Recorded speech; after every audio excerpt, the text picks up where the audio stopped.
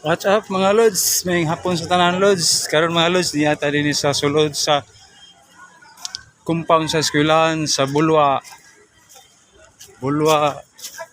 Elementary School. Kay magbutar ta. Butar ta mapili tag official nga maayo nga official mga lods. So, hinahinay tag lakaw pa yung sunahan atong pangitao na tong percent number, percent room. Pangitaon. Layo-layo pa galing to ako ang room.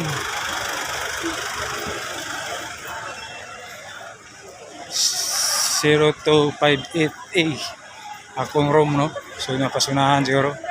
Bibiyaan man ko sa akong partner o sa akong anak, gadali na sila.